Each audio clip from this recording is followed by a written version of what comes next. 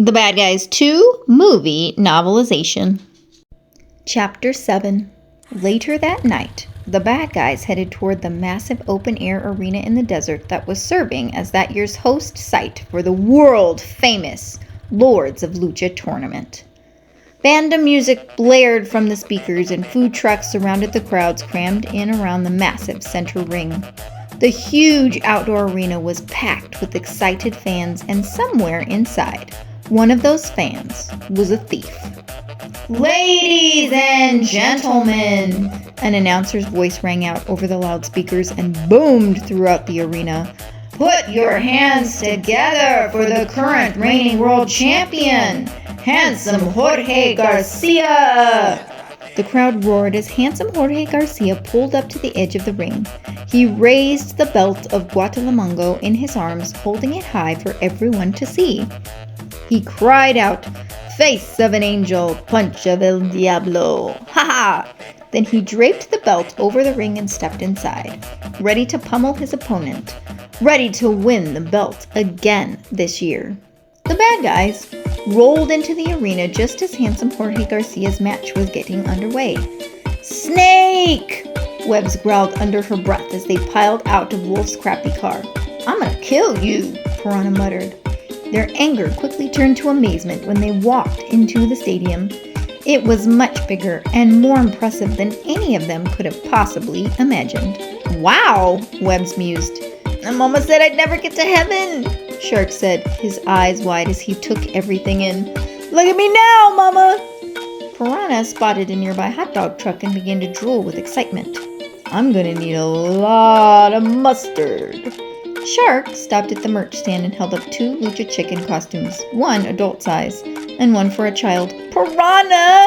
Check it out! One in your size and one in my size!" "Guys, we can shop later," Wolf said, snapping to get their attention. "Right now, we need to focus on finding Snake." They weren't just spectators, they had a job to do. And that job was to keep their buddy out of jail. "Let's go, come on." "Oh, right," Shark said apologetically. "It's just so much." Wolf nodded. "Now listen, he could be anywhere." "Webbs, search the upper deck. I'll look ringside. You two." Just then, the police chief popped out from the crowd right in front of them. "Guys! I can't believe you came all this way just to see me arrest the thwap." Instinctively, Shark flailed his fin and knocked the chief out cold. The others stared at him, dumbfounded. "What was that?" Piranha shrieked. "I panicked, okay?" Shark sobbed. "I'm a panicker." They stuffed the chief into a porta potty to keep her out of harm's way while they continued their search. At least they'd bought some time, but knocking out the chief hadn't been on their list of to-dos for the night.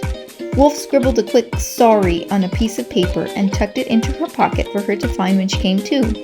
Then he turned back to the guys and laid out the plan. "Okay, no more panicking. Webbs, search the upper deck. You two, backstage. Remember, we're dealing with a master of deception who can move like water and vanish like smoke. He could be anywhere." Shark cut Wolf off and pointed. "There he is." The other 4 followed Shark's fin and spotted Snake heading straight toward the center ring. "Snake!" They all roared his name and charged, making a beeline for him. "We know everything!" Wolf howled. Snake turned just in time to see the pack descending on him. He screamed as the other 4 tackled him. "How did you find out?" Snake choked out as Shark bit into his body. Piranha hammered him with a folding chair, and Webbs pummeled his eyeballs like tiny punching bags.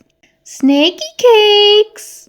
The guys wheeled around to see who exactly was calling their scaly friend Snaky Cakes. It was a lady crow, gorgeous, unflappable, and holding a platter of delicious-looking nachos. Piranha lifted the chair over his head and thwacked Snake one last time for good measure. The lady crow crooned to Snake, "If I knew you were expecting friends, I would have gotten more nachos, because I know you don't like to share." "That's true," Snake said with a coy smile in her direction. "Snakey Wakey don't like to share, does he?" the crow continued. "Unless it's kisses. Then he likes to share, don't you, Snakey Wakey?" They all stared, open-mouthed, at the conversation that was playing out in front of them. Wolf gulped, then shook his head to make sure he wasn't seeing things. Guys, Snake said, his voice relaxed and happy, this is Susan. Webbs continued to stare, then blurted out, Is Susan your hostage? No, she's my girlfriend. There was a short pause. Then all four burst out laughing. That was too much, even for Snake. What kind of prank was this? She called him Snaky Cakes, Shark whooped with laughter. Susan glanced at the bad guys, then at Snake again and said, Ah, so these are the roommates. Roommates? Wolf barked. Did you say roommates? Is that all they were to Snake? Roommates? What about best friends? Heist buddies, partners in crime once upon a time. Hey, I'm pulling your whiskers, Susan said to Wolf with a grin. I've been dying to meet you. Snaky here told me all about you guys. Wait. I'm just trying to do the math here, Piranha said, shaking his head.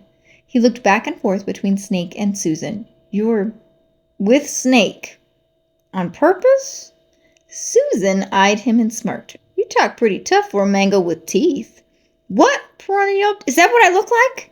The guys all howled with laughter. Ooh, Shark giggled. She's spicy. I like it. Insult me next.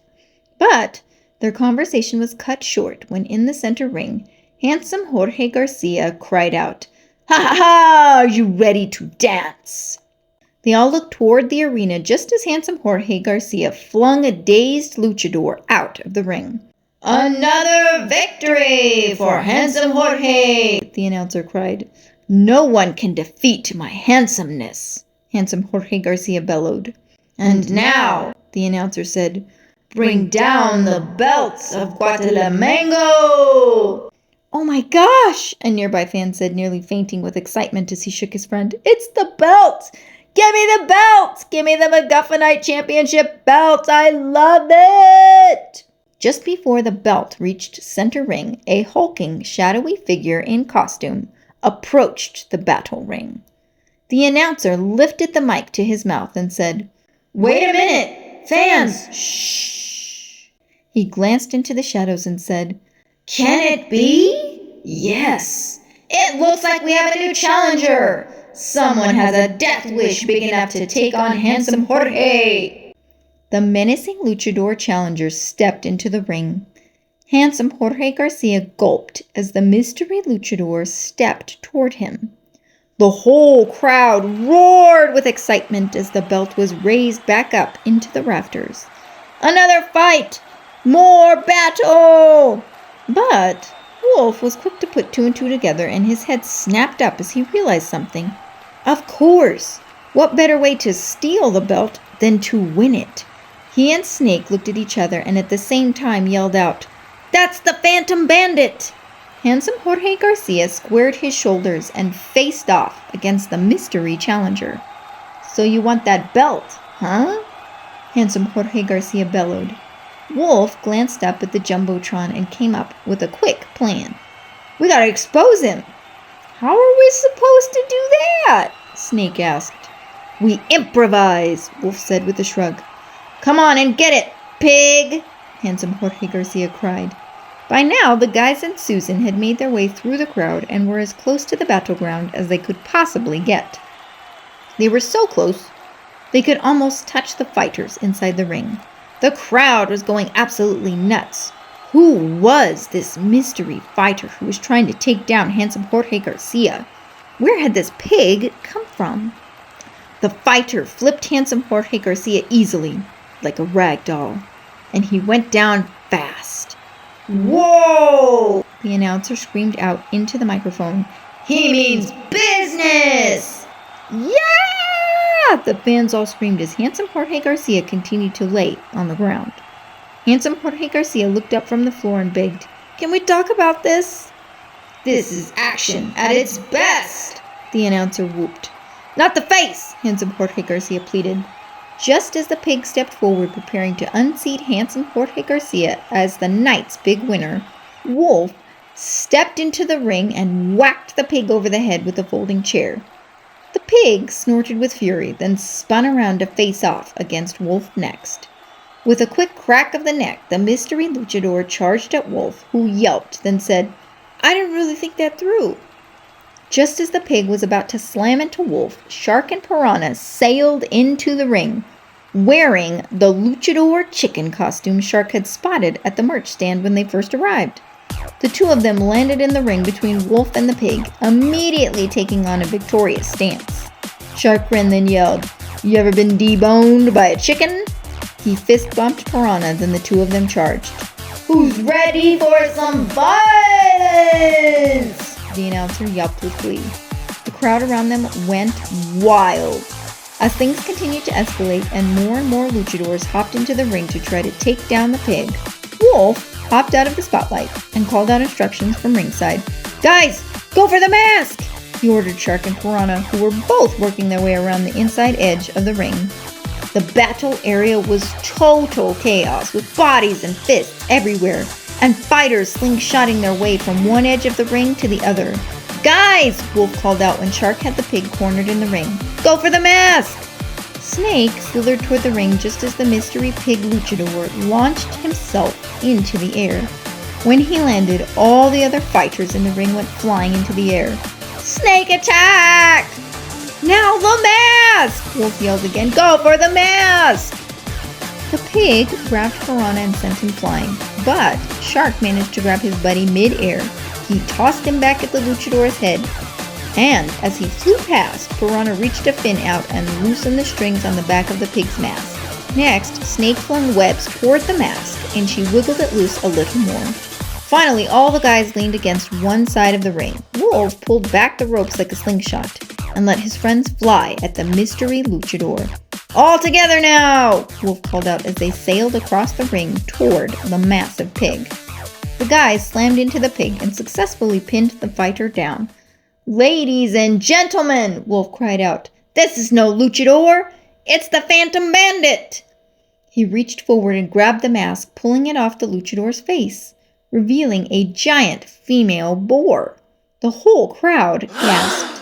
"She came here to steal the—" He pointed up to where the belt was hanging, only to see that the belt was gone. "The belt?" The boar chuckled as she fastened the belt on Piranha, then whispered, "Good luck getting out of this one, bad guys." "Huh?" Piranha asked, staring desperately around the arena. "What?" Snake echoed. Angry mobs of fans and other luchadors surrounded the guys, and someone called out, "It's the bad guys! They're stealing the belt!" "Uh-oh," Wolf muttered. He flashed the guys an apologetic look, then screamed, "Run!" He glanced at Piranha as they raced away from the crowd and said, "Piranha, will you take off the belt?" Piranha tried desperately to unfasten the belt as he scurried away from the angry mob with the pack. But he couldn't seem to get the thing unclasped. "I can't get it off! I can't get it off!" They continued to run all the way to the parking lot. Just as they passed the entrance gates, the door to the porta potty flew open, and the chief of police tumbled out, just in time to see the guys running from an angry mob holding the MacGuffinite belt. Chapter 8. "Chief!" Wolf cried out to her as they raced to escape from the crowd chasing them. "This is not what it looks like." I trusted you!" The chief spat, her eyes flashing with anger.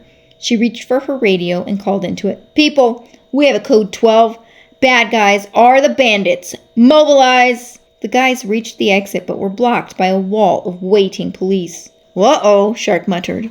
"What do we do now?" Webbs asked. In the next instant, a hot dog-shaped food truck squealed to a stop in front of them. Sitting in the driver's seat was Susan. "Get in!" she ordered. Wolf stopped to consider their options. On one paw, he didn't know this Susan at all. On the other paw, he was currently being chased by a massive mob of angry luchadors, fans, and a full police unit. He gestured to the others and cried out, "You heard the bird! Get in!" Susan slammed on the gas pedal and white-knuckled it through the parking lot to try to find an exit. The lot was jam-packed with people, food trucks, vendors, and merch stands. She gripped the steering wheel and floored it, seemingly unfazed by the challenge. The guys tumbled inside the van, clamoring over hot dog buns, condiments, and other chaos. Wolf nabbed shotgun, since he always felt more comfortable when he was close to the wheel. The other guys threw food out of the truck as Susan swerved through the lot, trying to create a distraction for the group that was still chasing them. Cranking the wheel, Susan managed to turn the car 180 degrees, dodging the chief in the process. Wow, that was close, Wolf cheered. But a moment later, the police chief leapt onto the roof of their van and clung to the wiener atop the truck. Susan swerved the truck, causing the chief to tumble onto the windshield, where she stared inside and locked eyes with Wolf. She screamed out, "Stop this truck now!" "Hold on, folks," Susan said, gunning it again as she neared the fence. Then she turned the wheel hard and cranked the emergency brake. The hot dog truck did an epic barrel roll over the fence and the chief was sent flying. "Whoa!" the chief wailed. A van landed upright on its wheels and Susan guided the Wienermobile toward the desert. Once it was clear they'd shaken everyone off, the group inside the van grew very quiet. Everyone was in a state of shock and surprise. Snake finally broke the silence and blurted out, "Isn't she great?" Meanwhile, back at the arena, the chief climbed into her car and barked orders into her radio. All units! Suspects are headed east in a hot dog truck." A cop said over the scratchy radio. "Can you be more specific?" The chief considered this. "It looks to be all beef, possibly chorizo." She shook her head in total disbelief that she was dealing with the bad guys again. "I need birds in the sky, roadblocks every 5 miles. I want eyes on every motel, greasy spoon, gas station, bus station, cattle station, mole hole, vole hole, and watering hole within 80 miles. Let's go!" She slammed the radio down, grabbed the wheel of her car, and glared through her front windshield. She pressed her foot on the gas and growled, "Now it's personal." Across the parking lot, the mysterious pig luchador slipped into the driver's seat of a black car. The luchador brought a cell phone to her ear with a mysterious glint in her eye. Meanwhile, on a dark desert highway, the hot dog truck raced down a lonely road. For now, the guys had knocked the cops off their tail, but they knew they weren't likely to be safe and in the clear for long. "Well, that went sideways," Wolf mused. "Susan, you were amazing," Webb said. Piranha leaned over the seat and asked Susan, "Where'd you learn to drive like that?" "I used to deliver pizzas," Susan said coolly. "Got canned for being too fast." "Cool," Piranha sighed. Susan suddenly put her beak in the air and sniffed the air. Your breath stinks." "Wait, what?" Piranha asked. "What do you brush your teeth with, sardines?" Susan asked. All the guys laughed except Wolf, who didn't appreciate the dig on his friend. "Ha ha," Webbs laughed. "That's a burn." "I don't brush my teeth with anything," Piranha muttered. "Shocking," Susan said under her breath. Piranha checked his breath. "This is kind of bad. I'm surprised you hang out with me." "How about a mint?" Susan said, passing around a tin of breath mints. "That's clutch," Shark whooped. "Yes, please," Webb said eagerly. "I'll take 2, Piranha said, greedily grabbing another. "What about you, Wolf?" Susan asked, passing him the tin. "Mint?" Wolf waved her off. "I'm good, thanks." "So how'd you guys meet, anyway?" Webbs asked, leaning between the 2 front seats. "Spill it, spill it," Shark chanted. Susan and Snake both began to answer at the same time. "Okay, well," Susan began. "You tell it," Snake said, urging her on. Susan said, No, you tell it better." Snake giggled. "Yeah, but you do all the voices." "And you're so good at it," Susan said, laughing. "Can somebody just tell it?" Piranha screamed. Okay, it's a funny story," Susan told the guys. She explained to the guys how they were both on a city bus, and Snake was sitting next to a kid with a guinea pig in a cage on his lap. Snake said something to the kid, but it was Susan's attention he got instead. It was apparently love at first sight, over a guinea pig. As soon as she finished the story, Snake and Susan dove into a passionate kiss, which made the others in the car want to retch. "Why is she in his mouth?" Piranha gagged, turning away from the awful scene playing out in front of them. "Anyway," Snake said, pulling away from his girl, "that's how we met.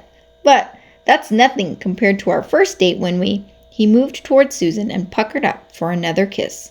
"Stop!" the guys screamed at the same time. No. All right, got it," Wolf said. "Love triumphs overall, and that's great. But right now, we need to focus on the fact that every cop in the state thinks we're the Phantom Bandit." Susan muttered. She glanced at Wolf. "Not much of a romantic, are ya?" "Don't mind him, Sugarbeak," Snake cooed. "He's a little touchy. He's been friend-zoned by the governor." "I have not been friend-zoned," Wolf argued. But them mentioning the governor had made him realize something. He had to call Diane. Wait a second. I need a phone. Outside City Hall, the governor was just wrapping up a press conference about the bad guys by saying, all right, calm down. Tiffany Fluffit shouted out, Madam Governor, how soon are the bad guys going back to prison? Let's not jump to conclusions before all the facts are in. Thank you. That's all. That's all the questions for now. Then Diane strode away, leaving a horde of eager reporters behind as she and her campaign aide, Maureen, headed inside the government offices. Trying to implement damage control, Maureen said to Diane as they marched down the hallway together. We should tell the press no more questions for now. Before she had a chance to respond, the governor's phone rang. She glanced down and saw it was coming from a random payphone. She knew exactly who was calling. She gestured to Maureen and said, Hang on, Maureen. Then she turned away and through clenched teeth said, Aunt Linda, what a pleasant surprise. She ducked into her office as soon as she was safe behind closed doors. She barked out, Wolf, what are you doing? Wolf's voice rang out on the other end of the phone. Thank goodness, Diane. I don't know if you've heard, but we hit a little bit of trouble. What part? Assaulting the police commissioner or stealing a priceless belt in front of thousands of people? She shouted at Wolf. Wolf promised, It's not what it looks like. Someone's setting us up. You gotta believe me. Of course I believe you, Diane assured him. Well, you might be the only one, Wolf grumbled. We could really use your help right now. Wolf, I can't call off the cops. There's so much heat on you, Diane said quickly. I know, Wolf said, running a paw across his face.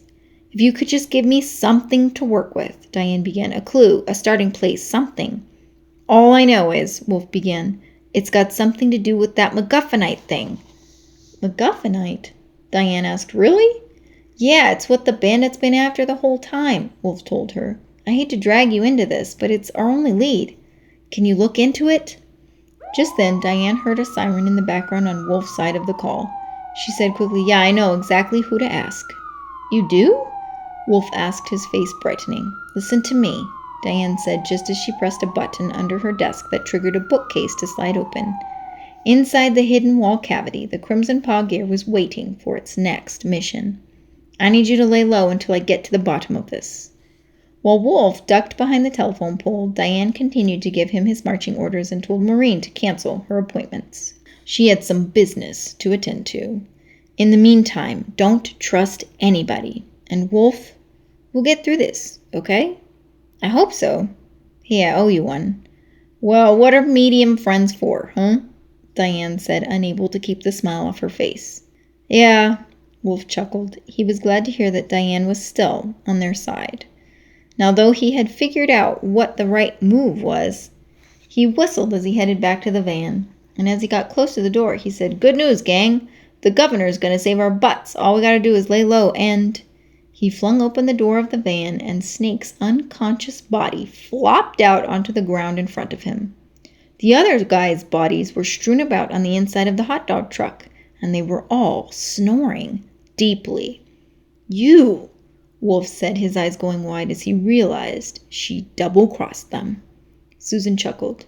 You should have taken the mint, Whiskers.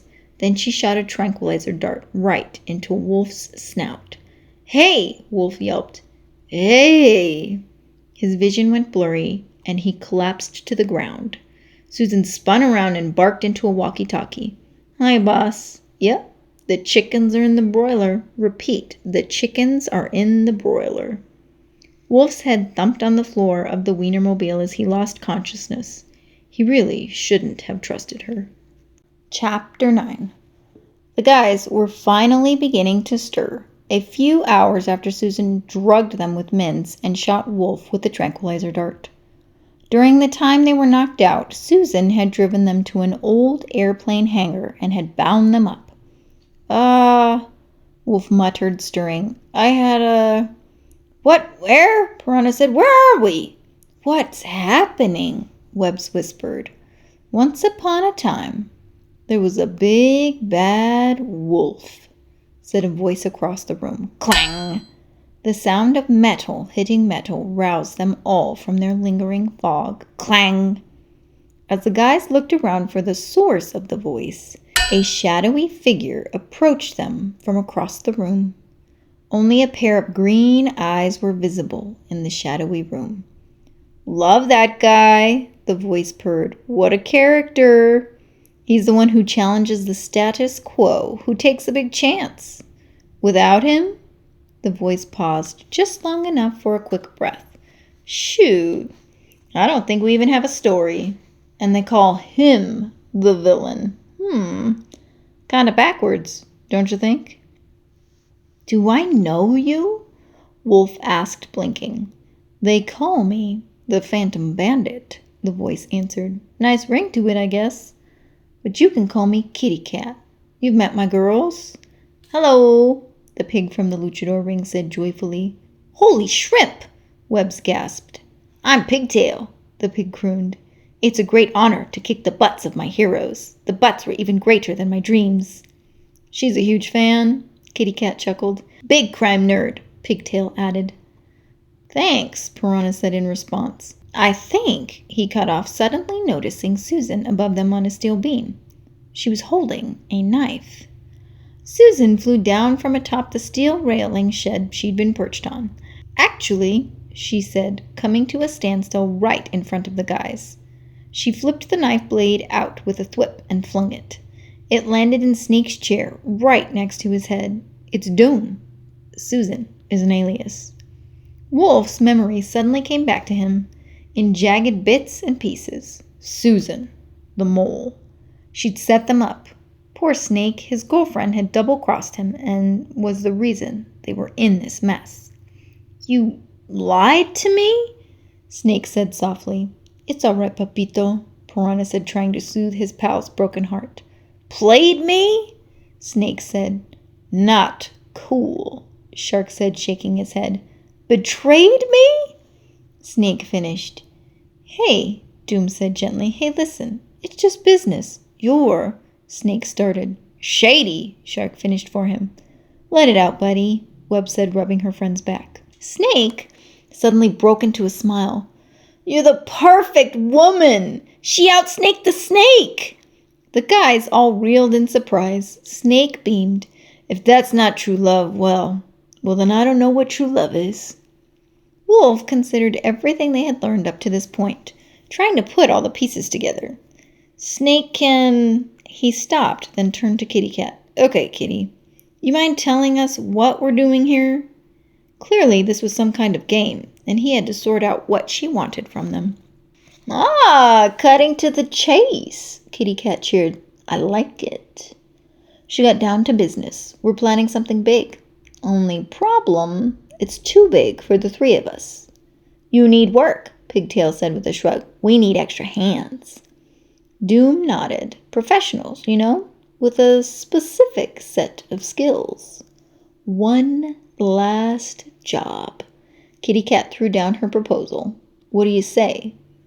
"What do we say?" Wolf said, cocking his head. "No, is the short answer. But, well, we're flattered. But the thing is, we're good now," Shark chimed in. "Yeah, we don't steal stuff anymore," Piranha added. Wolf nodded. "Yeah, so if you could just, untie us, and we'll let ourselves out, and we can just call it a noche, okay?" Kitty Cat began to laugh. The guys joined her uncomfortably. What was so funny? Kitty Cat's laughter grew more and more unhinged until she slammed the table with her paw, and everything went silent. She popped the lollipop she'd been sucking out of her mouth and studied it. "Know what?"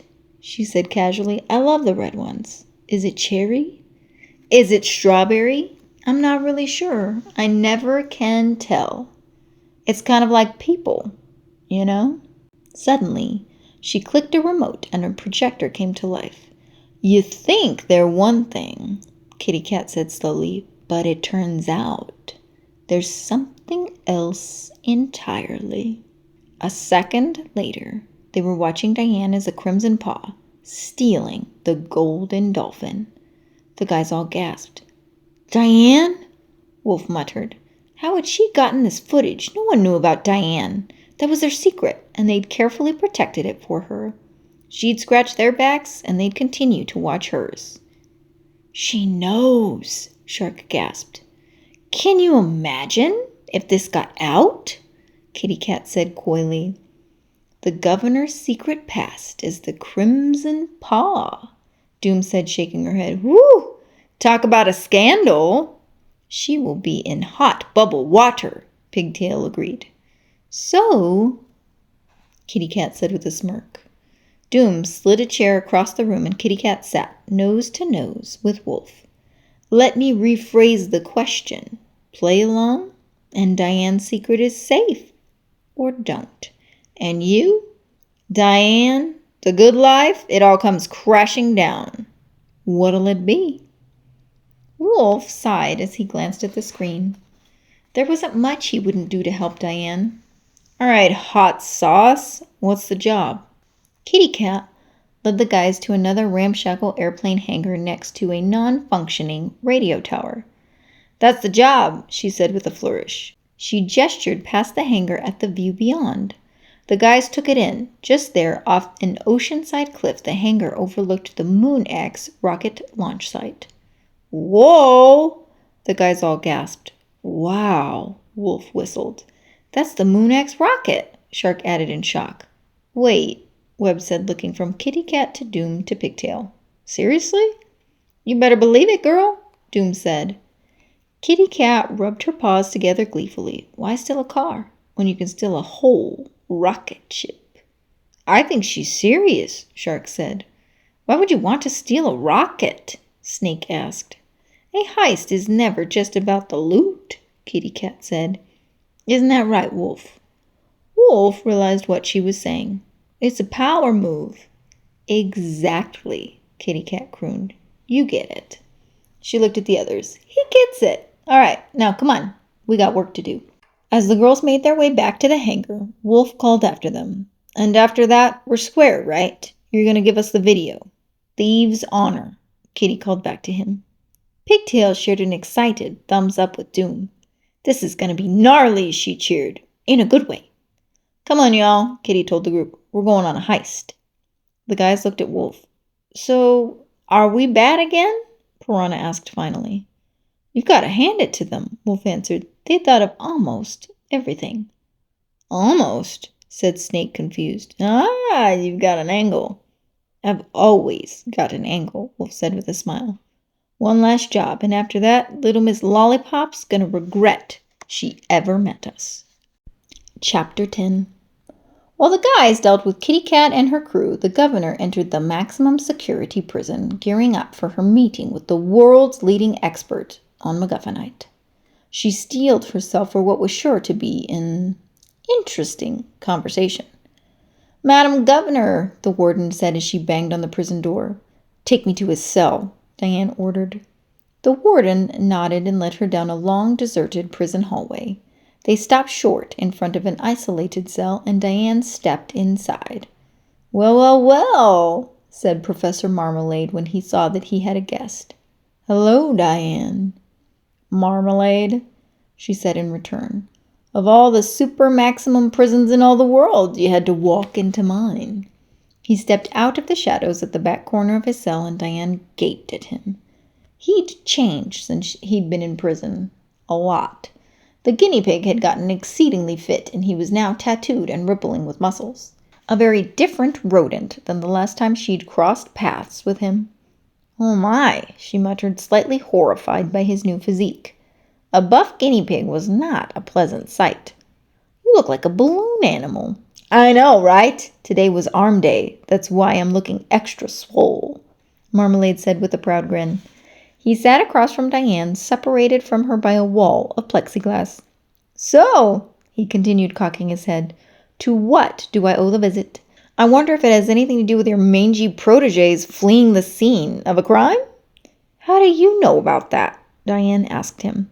It's my job to know, Marmalade said smoothly. I'm the editor-in-chief of the Crazy Max Chronicle. I also do yearbook, show choir, prison UN, and I'm captain of the pickleball team. To be honest, I'm kind of crushing it in here. All right, Diane said, shaking her head. Well, good for you. But what do you know about MacGuffinite? Marmalade's eyes flashed with excitement. Ooh! MacGuffinite fictitium. Fascinating metal, with one extremely unique property. Diane leaned in, waiting. And that is? Marmalade giggled. Well, I'm not just going to tell you. Did you forget? I'm sitting in prison for your crimes. So what's in it for me? Marmalade wondered aloud. I'm not giving you a pardon, Diane answered immediately. Ha! A pardon. Marmalade laughed bitterly. In the middle of pickleball season? No. I have a better idea. His face grew sinister. How would you like to play a game? Diane sat up taller, preparing for his challenge. What sort of sick game do you want me to? Marmalade grinned, then pulled out a box of Connect 4. With a menacing laugh, he said, Backstabbing governors go first. Inside the broken-down airplane hangar late that night, Kitty Cat stood over a hologram model of the Moon X rocket's launch site. The guys and her crew gathered around as Kitty Cat explained what they were looking at. All right, everyone, listen up. Each of you has a specific part to play. The guys unzipped the bags she tossed toward them, each labeled with one of the bad guys' names. Safe-cracking gear? Snake nodded agreeably. Disguises! Shark cheered. Webbs opened up a toolbox that morphed into a small high-tech hacking center. Welcome, Miss Tarantula, the box said. Webbs grinned as she looked at the laptop. Whoa, this is some serious tech. Piranha held up a valet vest. I think I got the wrong bag. Yeah, Wolf agreed, holding up a cowboy hat he'd pulled out of his bag. This doesn't seem like proper attire to infiltrate a launch site. Oh, no, Kitty said quickly. We're not going to the launch site. She dropped a folder on the table and opened it. Inside, there were surveillance photos of Mr. Moon himself. The owner of the Moon X rocket was carefully studying his watch in each of the photographs. We found a way to circumvent every level of security leading to the rocket. And it's right here on Mr. Moon's wrist. Pigtail went on to explain. The watch controls everything, from front gate to mission control to blastoff. Steal the watch? Wolf said quickly, easily summarizing what she was saying. Steal the rocket. Only problem, Kitty Cat said, putting up a warning paw. He never takes it off. But we think there's a window, Doom said. She slid an invitation onto the table. Piranha leaned across the table and read it aloud.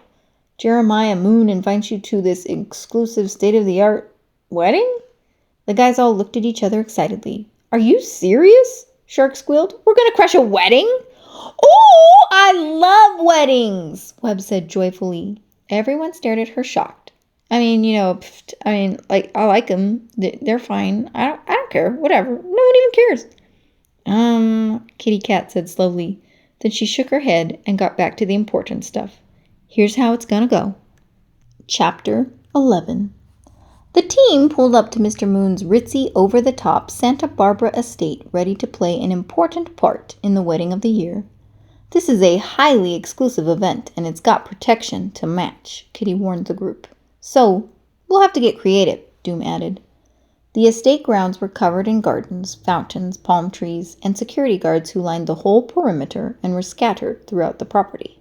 People bustled about the mansion, preparing everything to Mr. Moon and his bride-to-be's specifications.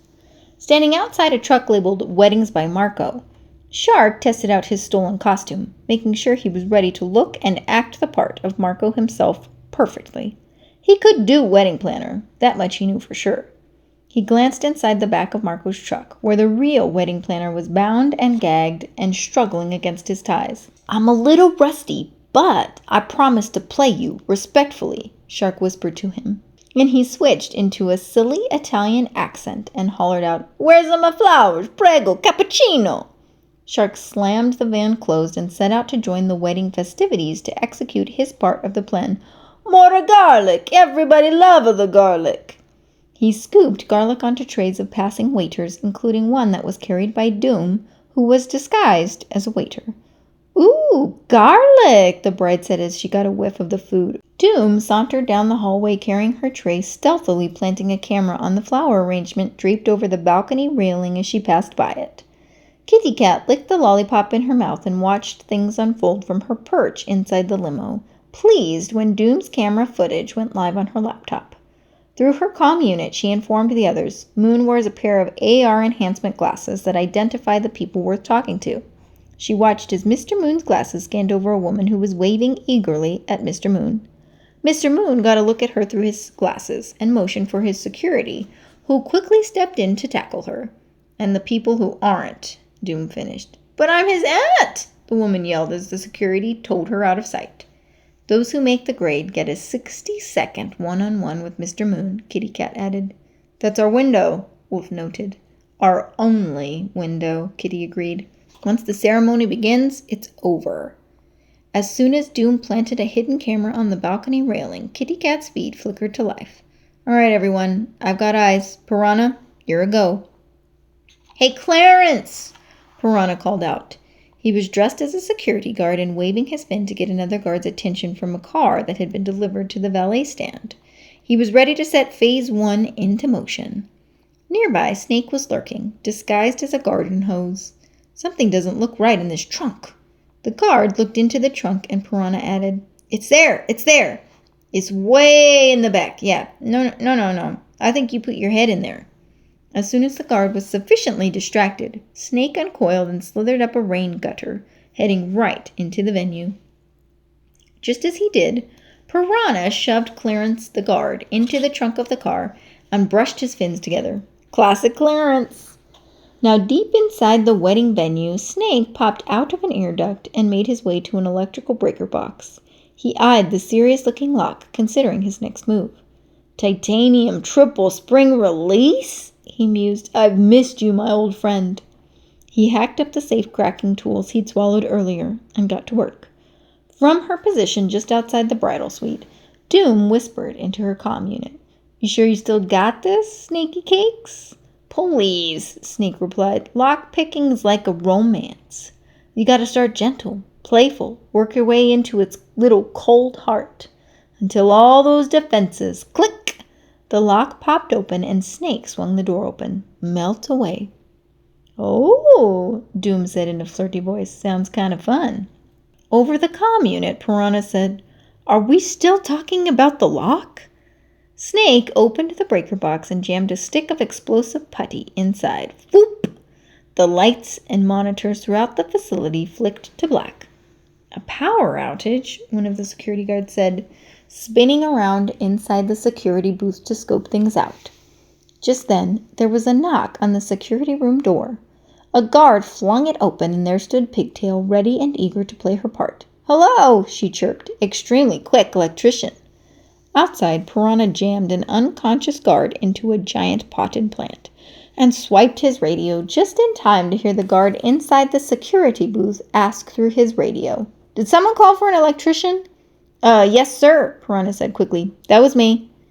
"Don't worry," Pigtail told the security guard reassuringly. "I fix and be out of your lip hair in no time." "All right, girls," Kitty Cat said over her comm unit. "Have fun."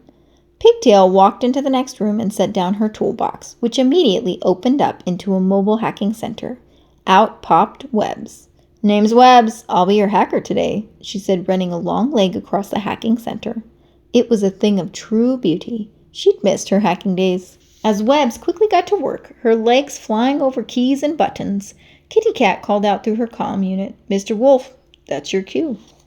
Back outside the ritzy Santa Barbara estate, Wolf's sleek limo pulled up to the front entrance. A valet opened the door and Wolf stepped out, disguised as a Texas oil baron in a slick suit, fake mustache, cowboy boots, and a hat. He tucked a crisp $100 bill into the valet's suit pocket and purred. "Don't spend it all in one place, you hear? That's my job." He strutted past onlookers, oozing confidence in a way only Wolf ever seemed to be capable of doing. "Afternoon," he called out, tipping his hat to one woman who was staring at him. "Howdy, ma'am." Back inside the limo, Kitty Cat kept her eyes on her screen, warning Wolf. "Eyes up, cowboy. Your target's at 12 o'clock. Up ahead of Wolf, he spotted Mr. Moon chatting with some of the wedding guests. Security guards flanked him on all sides. And there was a line of people waiting to talk to him. "That's our man," Wolf muttered into his comm unit, holding on to his thick Texas accent. Wolf glanced at the long queue, then down at his watch to check the time. There wasn't time to wait in line. Instead, he made a beeline for Mr. Moon. "What are you doing?" Kitty Cat demanded through her comm unit as she watched his progress. "Get in line!" Buck Wolford doesn't do lines, Wolf muttered back. Webbs, how's my cover ID? Inside the server room, Webbs continued to do her thing. Her legs were practically flying over the keys as she tip-tapped away to keep the plan rolling along. Hang tight, Mr. Wolf, she said slowly. Just a couple more firewalls. Great! Wolf took another step toward Moon and replied, Relax, Kitty. I got this. Kitty Cat crunched her lollipop between her teeth, taking out her frustration on the poor chunk of candy. Wolf! Inside the mansion, Wolf cut to the front of the line and lifted a hand in a wave. Hey, excuse me. Mr. Moon, sir. Guards grabbed at Wolf as Mr. Moon's AR glasses activated. Just as they flicked on and began their scan of Wolf, Webbs finished her task. She relaxed and cheered into her comm unit. Bypassed, and boom! Mr. Moon's VR goggles quickly identified Wolf as Buck Wolford, oil baron with a ridiculously high net worth. A green light flashed at the edge of his vision, and Mr. Moon perked up. He stepped toward Wolf and told his guards, Careful, careful! Let's show our wealthy and influential friend a little respect. Why, thank you kindly, Wolf said with a grin.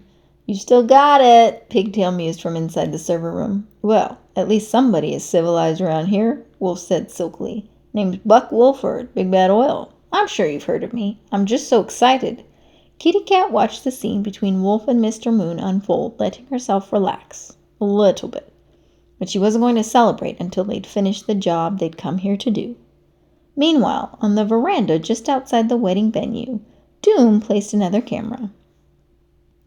Suddenly, Snake popped out from behind a decorative plant and cooed. Need a hand?